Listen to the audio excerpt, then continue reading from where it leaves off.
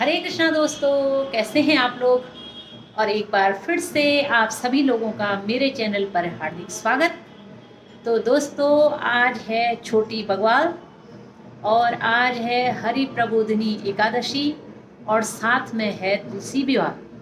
तो आप सभी लोगों को छोटी बग्वाल, हरि प्रबोधिनी एकादशी और जो है तुलसी विवाह की ढेर सारी शुभकामनाएं। और भगवान विष्णु से प्रार्थना करूंगी कि सभी लोगों को स्वस्थ रखे, आरोग्य रखे। और आज सुनाऊंगी मैं आपको हरि प्रबोधिनी एकादशी की कथा। तो आप भी कथा सुनकर लाभ उठाइए और बने रहिए आप मेरे साथ। तो दोस्तों, दीपावली के पश्चात कार्तिक शुक्ल एकादशी को देवोत्थान या देवठान होता है। इस दिन सारे घर को साफ सफाई करके और आंगन में खड़िया, मिट्टी और गेरू से रंगोली बनाते हैं। आंगन के बीचों बीच या फिर एक ओखली में गेरू से चित्र बनाकर पूरी, पकवान, मिठाई और सारे ऋतुफल उस स्थान पर रखकर एक परात अथवा डलिया से ढक दिया जाता है तथा एक दीपक भी जला दिया जाता है। रात्रि में परिवार के सभी सदस्य देवताओं की भगवान विष्णु सहित पूजा और भजन कीर्तन करते हैं। इसके साथ ही घंटी बजाकर कहते हैं, उठो देवा, बैठो देवा, आंगुरियां चटकाओ देवा। कुछ धार्मिक व्यक्ति देवोत्थान के दिन तुलसी और शालिग्राम के विवाह का आयोजन भी करते हैं। तुलसी के वृक्ष और शालिग्राम की यह शादी पूरे धूमधाम से उसी प्रकार की जाती है जिस प्रकार सामान्य कन्या का विवाह। जिन दंपतियों के कन्या नहीं है वे तुलसी का विवाह करके कन्यादान का पुण्य प्राप्त करते हैं। यह शास्त्रों की आज्ञा है।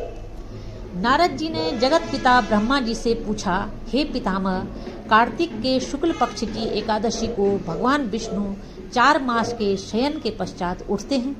इस एकादशी का क्या नाम, व्रत विधान तथा महत्व है, कृपा पूर्वक बतलाइए। तो ब्रह्मा जी बोले, हे देव ऋषि नारद, इस एकादशी का नाम प्रबोधिनी एकादशी है।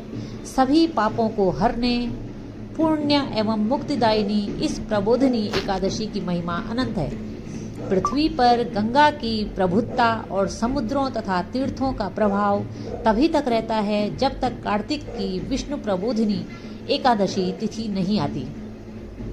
मनुष्य को जो फल 1000 अश्वमेध और 100 राजसूय यज्ञों से मिलता है वही प्रबोधिनी एकादशी के व्रत से मिलता है। नारद जी कहने लगे, एक समय भोजन करने, रात्रि को भोजन करने तथा पूरे उपवास करने से क्या क्या फल मिलता है, तो मुझको आप बताइए।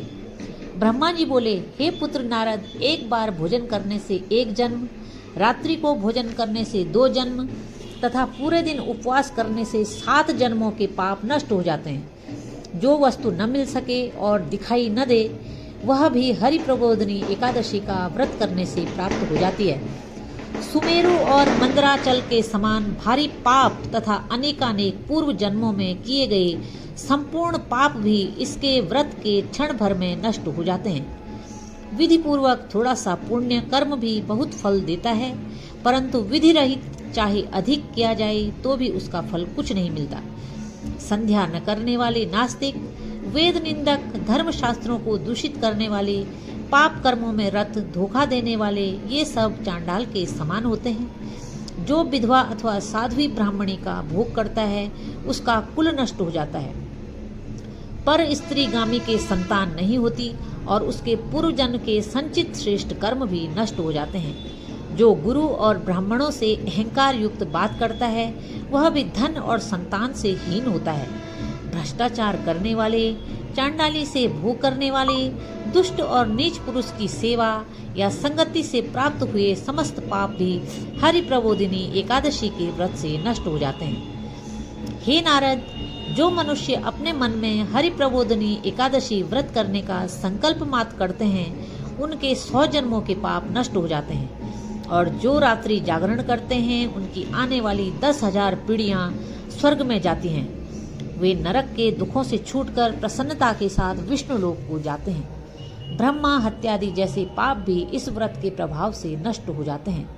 जो फल समस्त तीर्थों में स्नान करने से प्राप्त होता है, वही पुण्य इस एकादशी की रात्रि को जागरण करने से प्राप्त हो जाता है। उसी मनुष्य का जीवन सफल है जिसने इस एकादशी का व्रत किया हो। ब्रह्मा जी ने आगे कहा, इस संसार में जितने भी तीर्थ हैं, उन सब के स्नान दान आदि का फल इस व्रत से मिलता है। अतः और सब कर्मों को त्याग कर भगवान के प्रसन्नार्थ कार्तिक शुक्ल हरि प्रबोधनी एकादशी का व्रत सभी को करना चाहिए। वही ज्ञानी, तपस्वी तथा जितेंद्रिय है और उसी को भोग तथा मोक्ष प्राप्त होता है जो हरि प्रबोधनी एकादशी का व्रत करता है। जिसने एक बार भी इसका व्रत किया है, वही मोक्ष का अधिकारी हो जाता है। मन, कर्म, वचन तीनों प्रकार के पाप इस रात्रि को केवल जागरण मात्र से नष्ट हो जाते हैं।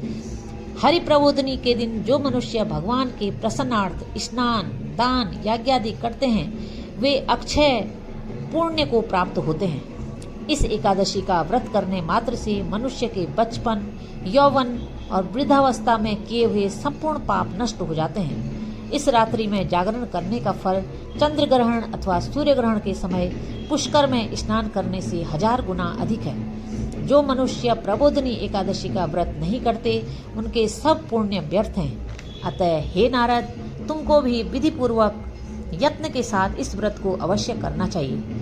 कार्तिक के पूरे मास में धर्मपरायण होकर जो व्यक्ति अन्न नहीं खाते, उन्हें चंद्रायण व्रत का फल मिलता है। हे देवऋषि नारद, अब मैं तुमसे एक अत्यंत गूढ़ रहस्य की बात कहता हूँ। कार्तिक मास में भगवान दानादि से उतने प्रसन्न नहीं होते जितने श्रद्धापूर्वक शास्त्रों की कथा सुनने से होते हैं। कार्तिक मास में जो भगवान विष्णु की कथा का एक या आधा श्लोक भी पढ़ते, सुनते या सुनाते हैं, उनको 100 गायों के दान का फल मिलता है। अतः अन्य सब कर्मों को छोड़कर कार्तिक मास में मेरे सम्मुख बैठकर मेरी कथा अवश्य पढ़नी या सुननी चाहिए।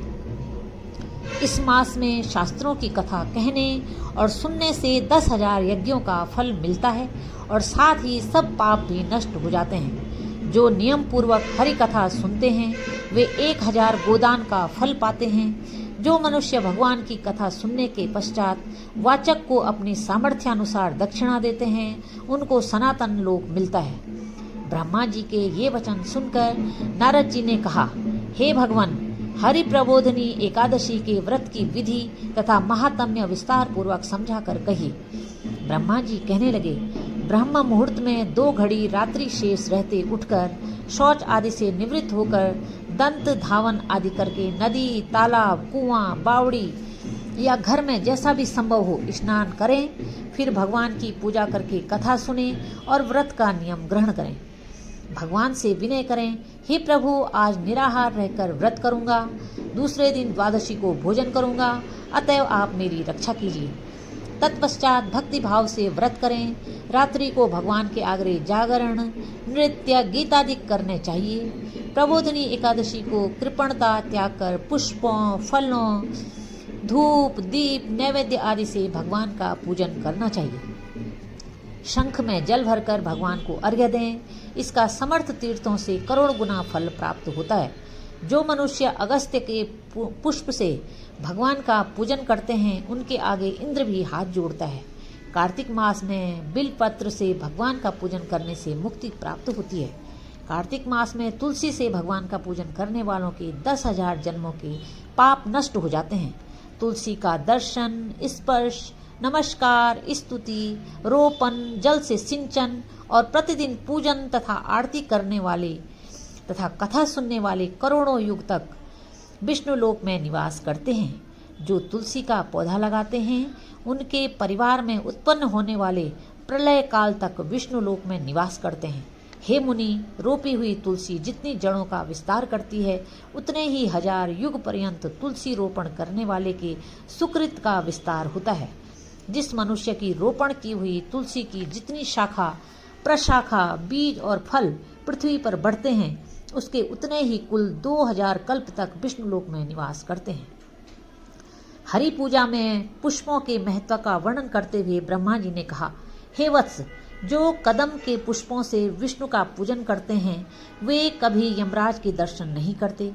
गुलाब के पुष्पों से भगवान का पूजन करने वाले को भी मुक्ति प्राप्त होती है। जो वकुल और अशोक के फूलों से भगवान का पूजन करते हैं वे सूर्य और चंद्रमा के रहने तक किसी प्रकार का शोक नहीं पाते। जो मनुष्य सफेद या लाल कनेर के फूलों से भगवान का पूजन करते हैं उन पर भगवान अत्यंत प्रसन्न रहते हैं। वे करोड़ों गौओं के दान का फल पाते हैं।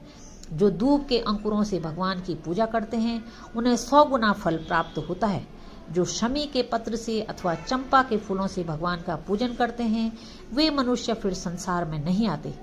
जो मनुष्य केत की पुष्प भगवान पर चढ़ाते हैं उनके करोड़ों जन्मों के पाप नष्ट हो जाते हैं। पीले और लाल वर्ण के कमल पुष्पों से भगवान का पूजन करने वाले श्वेत द्वीप में निवास करते हैं। प्रबोधिनी एकादशी की पूरी रात्रि को जागरण, पूजन और कथा कीर्तन के पश्चात प्रातःकाल उठकर स्नान करें। जप तथा नित्य कर्म करके घर पर आकर विधि विधान पूर्वक भगवान केशव का पूजन करें। द्वादशी को व्रत की समाप्ति पर विद्वान ब्राह्मणों को भोजन करवाएं और दक्षिणा देकर क्षमा याचना करें। इसके पश्चात भोजन, गौ और दक्षिणा देकर गुरु का पूजन करें। जो वस्तु व्रत के छोड़ने का नियम किया हो वह ब्राह्मणों को पर्याप्त मात्रा में दें। हे नारद, रात्रि में भोजन करने वाला मनुष्य ब्राह्मणों को भोजन कराएं और स्वर्ण सहित बैल का दान करें। जो मनुष्य मांसाहारी नहीं है वह गौ का दान करें। आंवले से स्नान करने वाले मनुष्य को दही और शहद का दान करना चाहिए। जो मनुष्य फलों का त्याग करें वह फलों का दान करें। तेल तथा घृत छोड़ने पर दूध और अन्न छोड़ने पर चावल का दान दिया जाता है। जो भूमि शयन का व्रत लेते हैं उनको शैया तथा तुलसी सब सामग्री सहित देनी चाहिए। पत्ते पर भोजन करने वाले को स्वर्ण का पत्ता घृत के सहित देना चाहिए। मौन व्रत धारण करने वाले को ब्राह्मण व ब्राह्मणी को मिठाई का भोजन कराना चाहिए। बाल रखने वाले दर्पण, जूता छोड़ने वाले को एक जोड़ा जूता, लवण त्यागने वाले को शर्करा दान करनी चाहिए। मंदिर में दीपक जलाने वाले को तथा नियम लेने वाले को व्रत की समाप्ति पर ताम्र अथवा स्वर्ण के पात्र में घृत और बत्ती रखकर विष्णु भक्त ब्राह्मण को दान देना चाहिए। एकांत व्रत करने वाले को 8 कलश, वस्त्र और स्वर्ण से अलंकृत करके दान करने चाहिए। यदि इतना संभव न हो सके तो इनके अभाव में जितना अधिकाधिक हो जाए उतना अवश्य दान करें। ब्राह्मणों का आशीर्वचन सब व्रतों की सिद्धि देने वाला कहा गया है, अतः उन्हें सब प्रकार से संतुष्ट करके विदा करें। तत्पश्चात स्वयं भी भोजन करें और जिन वस्तुओं को चातुर्मास्य में छोड़ा हो उन वस्तुओं को ग्रहण करने लगें। हे नारद, जो बुद्धिमान इस प्रकार चातुर्मास्य का व्रत निर्विघ्न समाप्त करते हैं उनका पुनः जन्म नहीं होता। यदि व्रत भ्रष्ट हो जाए तो व्रत करने वाला अंधा या बीमार हो जाता है। व्रत करने वाले की तो बात ही क्या, इस कथा को पढ़ने और सुनने मात्र से ही अनंत गोदान का फल प्राप्त होता है। तो इस प्रकार से भक्तों हमने ये कथा सुनी और आप सब लोगों ने जो है इस कथा को सुनकर महात्म्य का लाभ उठाया। तो दोस्तों, कैसी लगी आपको ये हरि प्रबोधिनी एकादशी की कथा? अगर अच्छी लगी हो तो चैनल को सब्सक्राइब कीजिए, लाइक कीजिए, शेयर कीजिए और ढेर सारे कमेंट्स कीजिए। और फिर मिलते हैं दोस्तों अगली वीडियो में। तो तब तक के लिए शुभ रात्रि, शुभ रात्रि, शुभ रात्रि।